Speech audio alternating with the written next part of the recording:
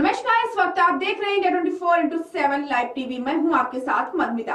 कर्नाटक में 224 विधानसभा सीटों पर बुधवार को वोटिंग हुई।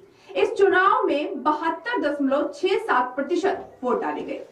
इससे पहले 2018 के विधानसभा चुनाव में 72.1, 2013 में 71.83 और 2008 के विधानसभा चुनाव में 64.84 वोट डाले गए थे। हालांकि इस बार वोटिंग का पैटर्न वर्ष 2008 में हुए विधानसभा चुनाव के जैसा ही रहा। 2008 के विधानसभा चुनाव वो चुनाव है जिनमें कर्नाटक में बीजेपी ने अब तक का सबसे शानदार प्रदर्शन किया था और उस समय बीजेपी को राज्य में अब तक की सबसे ज्यादा यानी 110 सीटों पर जीत मिली थी, जबकि कांग्रेस को 80, जेडीएस को 28 सीटों पर जीत मिली थी। यानी कर्नाटक में पिछले बार जब 70% से वोट डाले गए थे तब बीजेपी ने अपना सबसे अच्छा प्रदर्शन किया था। इसलिए इस बात को वो अपने लिए एक शुभ संकेत मान सकती है। और यहाँ ये बात भी काफी महत्वपूर्ण है कि जब किसी राज्य में पिछले चुनाव की तुलना में कम वोटिंग होती है तो उसके दो कारण होते हैं। पहला, वोटर्स में सरकार बदलने का उत्साह कम होता है और दूसरा, कम वोटिंग प्रतिशत में चुनाव के नतीजे बहुत ज्यादा अप्रत्याशित होते हैं। अब आपको ये बताते हैं कि इस बार कर्नाटक का किंग कौन बनेगा। जो जानकारी सामने आ रही है और जो अनुमान लगाए जा रहे हैं वो ये है कि इस बार कर्नाटक में कांग्रेस पार्टी को पूर्ण बहुमत मिल सकता है। कर्नाटक की 224 विधानसभा सीटों में से कांग्रेस को सबसे ज्यादा 122 से 140 सीटें, बीजेपी को 62 से 80 सीटें, जेडीएस को 20 से 25 सीटें और अन्य को 0 से 3 सीटें मिलने का अनुमान है। वोट शेयर के मामले में भी कांग्रेस पार्टी बीजेपी से काफी आगे निकल सकती है।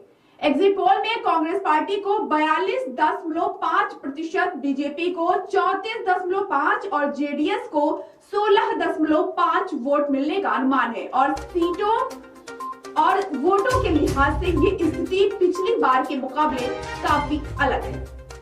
अगर बात करें पुराने आंकड़े की तो 2018 में बीजेपी को सबसे ज्यादा यानी 104, कांग्रेस को 78 और जेडीएस को 37 सीटों पर जीत मिली थी। उस समय बीजेपी का वोट शेयर कांग्रेस से 2% कम रहा था। 2018 में बीजेपी को 36.2, कांग्रेस को 38% और जेडीएस को 18.3 वोट मिले थे। लेकिन इस बार कांग्रेस का वोट शेयर काफी बढ़ सकता है और कांग्रेस पार्टी बीजेपी के वोट शेयर में अंतर 2% से बढ़कर 8% तक पहुंच सकता है और ये एक बहुत बड़ी बात है। 2013, 2008, 2004 और 2099 के विधानसभा चुनाव में किस पार्टी को कितनी सीटें और वोट मिले थे वो भी आप अपनी स्क्रीन पर देख सकते हैं। हम आपको आइए इसके बारे में बता देते हैं। अब आपको बता दें कि कर्नाटक में जो चुनाव लड़ा गया तो वो किन मुद्दों पर लड़ा गया। तो बता दें, कर्नाटक में इस बार का चुनाव बजरंग दल और बजरंग बली पर केंद्रित हो गया था और एग्जिट पोल का अनुमान कहता है कि कांग्रेस ने बजरंग दल पर बैन लगाने का जो वादा किया उसे काफी लाभ हुआ और वो मुस्लिम तुष्टीकरण करके मुसलमानों की वोट लेने में कामयाब हो गई। लेकिन बीजेपी ने बजरंग बली का जो मुद्दा बनाया उसे चुनाव में ज्यादा फायदा नहीं हुआ। कर्नाटक में इस बार मुसलमानों ने एकजुट होकर कांग्रेस पार्टी को वोट दिया। अनुमान है कि कांग्रेस पार्टी को इस बार 88% मुसलमानों के वोट मिले हैं और ये पिछले चुनाव की तुलना में 10% ज्यादा वोट है। 2018 में कांग्रेस को मुसलमानों के 78% वोट मिले थे, जो एग्जिट पोल के मुताबिक इस बार 88% हो गए हैं, जबकि बीजेपी को 2% और जेडीएस को मुसलमानों के 8% वोट मिलने के आसार हैं। बीजेपी ने कर्नाटक में 4% मुस्लिम आरक्षण को समाप्त करते हुए ये ऐलान किया था कि ये आरक्षण राज्य के लिंगायत और ओकालिंगा समुदाय के लोगों में 2% बांट दिया जाएगा। लेकिन इस फैसले का भी उससे ज्यादा फायदा नहीं मिला। एग्जिट पोल में बीजेपी को लिंगायत समुदाय के इस बार भी 64% ही वोट मिले और इन वोटों में कोई बदलाव नहीं हुआ है, जबकि कांग्रेस को इस बार लिंगायत समुदाय के 20% पिछली बार के मुकाबले उसे 4% ज्यादा वोट मिलने का अनुमान है। यानी कांग्रेस ने मुस्लिम आरक्षण को बहाल करने का वादा किया, लेकिन फिर भी उसे लिंगायत समुदाय के पहले से ज्यादा वोट मिल रहे हैं। जबकि बीजेपी ने मुस्लिम आरक्षण समाप्त करके इसका एक हिस्सा लिंगायत समुदाय को दिया, लेकिन उसे वोटों में इसका कोई फायदा नहीं मिला। कांग्रेस को दलितों के भी सबसे ज्यादा वोट मिलने का अनुमान है।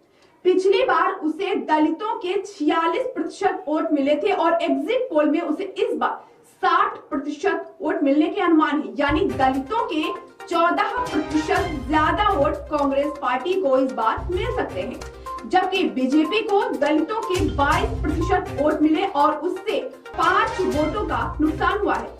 यहाँ तक कि ईसाई धर्म के वोट भी सबसे ज्यादा कांग्रेस को ही मिलने का अनुमान है। कांग्रेस को सबसे ज्यादा 68%, बीजेपी को 17% और जेडीएस को ईसाई धर्म के 5% वोट मिलने के अनुमान लगाए जा रहे हैं। एग्जिट पोल में कांग्रेस पार्टी की इस जीत के पीछे युवा वोटर्स को बड़ा कारण माना गया है। अनुमान है कि राज्य में युवाओं के सबसे ज्यादा वोट कांग्रेस पार्टी को ही मिले हैं। कांग्रेस पार्टी को 18 से 25 साल के और 26 से 35 साल के 44% लोगों को वोट मिले हैं, जबकि 36 से 50 साल के 42%, 51 से 60 के 36% और 61 साल से ज्यादा उम्र के लोगों के 37% वोट कांग्रेस पार्टी को मिले हैं।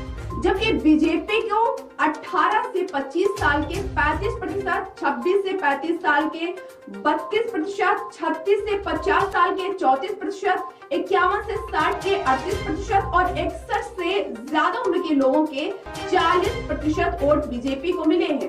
कर्नाटक में 18 से 30 साल के 1 करोड़ 11 लाख युवा हैं और इनमें ये ज्यादातर युवाओं ने कांग्रेस पार्टी को ही दिया है। इसके अलावा एग्जिट पोल का ये भी अनुमान सामने आ रहा है कि इस बार कांग्रेस पार्टी को कर्नाटक के किसान, मजदूर, बेरोजगार और गृहिणियों के भी सबसे ज्यादा वोट मिले हैं। बीजेपी को मजदूरों के 27%, किसानों ने 34% वोट दिए हैं और बेरोजगार लोगों ने 35% वोट दिए हैं, जबकि कांग्रेस पार्टी को मजदूरों के 50% वोट मिले हैं। किसानों की बात करें तो 36% किसानों ने कांग्रेस को वोट किया है और बेरोजगार लोगों की अगर बात करें तो 42% वोट कांग्रेस को मिले हैं। ये अनुमान लगाया जा रहा है। इसके अलावा कांग्रेस को गृहिणियों के भी 45% वोट मिलने का अनुमान है, जबकि बीजेपी को गृहिणियों के 35% वोट ही मिल सकते हैं। तो इससे आप समझ पाएंगे कि चुनाव में कहां पर कांग्रेस पार्टी बीजेपी से आगे निकल गई है। कांग्रेस पार्टी को महिलाओं और बेरोजगारों के इसलिए भी ज्यादा वोट मिल रहे हैं क्योंकि उसने युवाओं में ये वादा किया था कि वो सरकार में आने पर हर परिवार की एक महिला को प्रति महीने 2000 रुपए और जो बेरोजगार युवाओं को 3000 रुपए मासिक बेरोजगार भत्ता देगी। ये वादा किया था। हो सकता है कि इसकी वजह से कांग्रेस को ज्यादा वोट मिले हैं। एग्जिट पोल में ये भी बात सामने आ रही है कि कर्नाटक में जिन परिवारों के प्रति महीने आय 20,000 या उससे कम है, उन लोगों ने कांग्रेस पार्टी को सबसे ज्यादा वोट दिया है। जिन परिवारों की मासिक आय 10,000 या उससे कम है, उनके कांग्रेस पार्टी को 44% वोट मिले हैं, जबकि बीजेपी को ऐसे लोगों के 33% ही मात्र वोट मिले हैं। इसी तरह जिन परिवारों की मासिक आय 10,000 से 20,000 रुपए है, उनके कांग्रेस पार्टी को 41% वोट मिले हैं, जबकि बीजेपी को ऐसे लोगों के 34% वोट मिले हैं। कर्नाटक में किन मुद्दों पर हुई वोटिंग वो भी आपको बता दें। राज्य में विकास के लिए बीजेपी को 41%, कांग्रेस पार्टी को 34% और जेडीएस को 32% वोट मिले हैं। परिवर्तन के लिए बीजेपी को 1%, कांग्रेस को 10% और जेडीएस को 9% वोट मिले हैं। महंगाई के मुद्दे पर कांग्रेस को 9% वोट मिले हैं। इसी तरह बीजेपी को 19 और प्रधानमंत्री नरेंद्र मोदी के चेहरे पर भी मिले। कांग्रेस ने चुनावों में जो वादे किए थे और मुफ्त की गई योजनाओं की घोषणा थी, उस मुद्दे को ध्यान में रखते हुए 9% लोगों ने उसे वोट दिया, जबकि बीजेपी ने जो वादे किए उन वादों पर मुद्दे पर उसे सिर्फ 1% ही वोट मिला।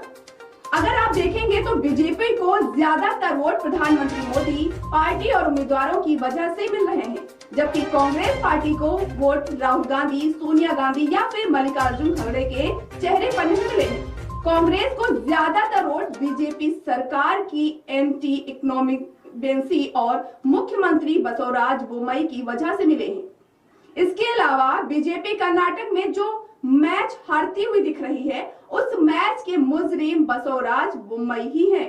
एग्जिट पोल के कुछ पॉइंट से समझे तो आपको कर्नाटक की पूरी कहानी समझ आ जाएगी।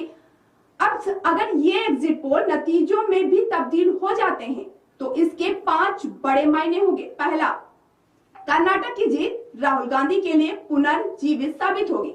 दूसरा, आपको बता दें, कर्नाटक की जीत कांग्रेस पार्टी के अध्यक्ष मल्लिकार्जुन खड़गे के लिए संजीवनी का काम करेगी और वो इस जीत से अपनी स्थिति को और मजबूत कर पाएंगे, क्योंकि कर्नाटक उनका गृह राज्य है और यहाँ पर उनकी सब कुछ दांव पर लगा हुआ है। ऐसे में अगर कांग्रेस जीत जाती है तो मल्लिकार्जुन खड़गे खुद को साबित करने में कामयाब हो जाएंगे। तीसरा ये है कि जिस कांग्रेस पार्टी में सोनिया गांधी के महत्व को और बढ़ा देगी। 2019 के लोकसभा चुनाव के बाद पहली बार सोनिया गांधी ने कर्नाटक में कांग्रेस पार्टी के लिए प्रचार किया और इससे कांग्रेस को बड़ा फायदा हुआ। चौथा, ये जीत लोकसभा में भी असर डालेगी। 2019 के लोकसभा चुनाव में बीजेपी ने कर्नाटक की 28 लोकसभा सीटों में से 25 सीटें जीती थी, जबकि कांग्रेस को 1 सीट पर जीत मिली थी। लेकिन अगर कर्नाटक में कांग्रेस विधानसभा का चुनाव जीत जाती है तो इसका 2024 के लोकसभा चुनाव पर भी पड़ सकता है। पांचवा ये है कि कांग्रेस ने कुछ महीने पहले हिमाचल प्रदेश में बीजेपी को हराया और अब कर्नाटक में भी उसकी सरकार आ सकती है, ऐसा अनुमान है। इससे देश के 4 राज्यों में उसकी पूर्ण बहुमत की सरकार बन जाएगी और वो 4 जो राज्य वो आपको बता दें, हिमाचल प्रदेश, राजस्थान, छत्तीसगढ़ और अब कर्नाटक भी इसमें शामिल हो सकता है। तो ये कर्नाटक की पूरी रूपरेखा थी, जिसके जो एग्जिट पोल आए हैं उसके अनुसार ये जो आंकड़े लगाए जा रहे हैं, इससे साफ पता चल रहा है कि कर्नाटक में कांग्रेस अपनी मजबूत बना सकती है। तो हम मिलेंगे किसी और बड़ी खबर के साथ, किसी और बड़ी अपडेट के साथ। देखते रहिए इंडिया 24x7 लाइव टीवी। नमस्कार।